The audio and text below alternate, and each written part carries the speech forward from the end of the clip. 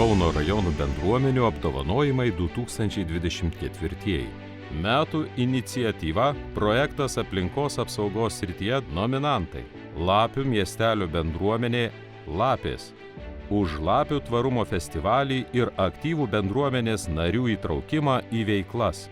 Lapių miestelio bendruomenės centras už Drąseikių karjero laisvalaikio zonos įrengimą. Pakarklės miško bendruomenė už Pakarklės miško saugojimą. Juozas Tamulynas už atsidavimą ir meilę aplinkai.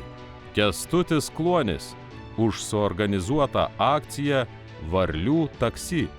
Laimėtojas. Lapių miestelio bendruomenė Lapės. Jau 5 metus ši bendruomenė Kauno rajone organizuoja unikalų ir švietėjišką Lapių tvarumo festivalį, kuris kasmet pritraukia vis daugiau dalyvių ir savanorių. Kaip tvaraus gyvenimo būdų skleidėjai, Lapės sugebėjo trūkumus paversti privalumais ir įkvėpė kitus kurti tvaresnę ateitį. Bendruomenė Lapės jungiasi Kaunas 2022 inicijuojama šiuolaikinių seniūnijų projektą. Mums net minties nekilo, kaip tik tais būtent imtis tvarumo srities, todėl kad Lapių miestelis turi tokį nepageidaujamą kaimyną, tai yra sąvartynas. Norėjosi kažką su šitas tema būtent ir gvildentis. Įstojus į šitą projektą, pradėjome visus metus dirbti su tvarumu ir Lapių tvarumo festivalis tiesiog visą šitą mūsų vainikavo.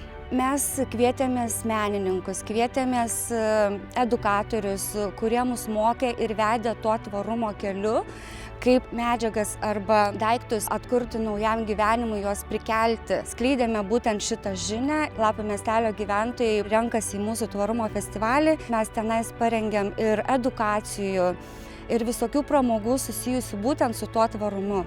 Atvažiuoja ir iš Kauno rajonų kitų, tarkim, seniūnijų, ir iš pačio miesto atvažiuoja, ir netgi iš dar toliau. Tai manau, kad ta žinia yra pakankamai skleidžiama. Mes iš tikrųjų turim labai daug savanorių, kurie tikrai ateina savanoriauti į mūsų tvarumo festivalį. Jų net nereikia kažkaip skatinti, jie patys tiesiog eina pas mus ir nori prisidėti, padėti. Labai džiaugiamės, kad mes turim tokį jaunimą mūsų seniūnijoje. Bendruomenėms palinkėčiau gražių ateinančių metų, gražių idėjų ir nepamirškime kurti tvarumo kartu.